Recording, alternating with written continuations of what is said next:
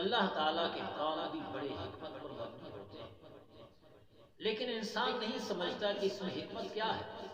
حضرت یوسف علیہ السلام نے جب تخت نشین وزیر کی ضرورت پڑی، وزیر بنایا جائے، لیکن کس میں وحی الہی آئی، اے یوسف صبح آپ شہر سے باہر چلے جائیں، پہلا شخص جس سے آپ کی ملاقات ہو اس کو اپنا وزیر بنائیں۔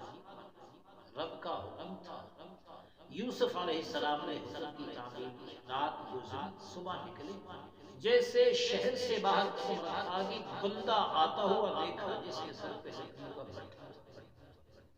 یوسف علیہ السلام دل میں سوچنے لگے کہ یہی بندہ میرا وزیر بنے گا اور یہی وزارت کا بوجھ اٹھائے گا اور یہی میرے ساتھ کام کرے گا۔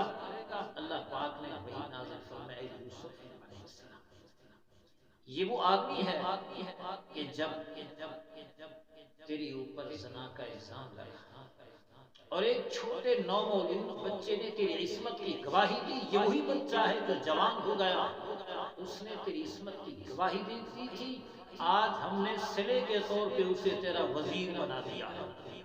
جو اللہ کے نبی سے پیار کرتا ہے، محبت کرتا ہے، گواہی دیتے ہیں، ان کے حق میں بولتا ہے، اور اللہ تعالیٰ اس جہان میں بھی صلے دیتا ہے اور آخرت کے اندر بھی بدلے عطا فرماتا ہے۔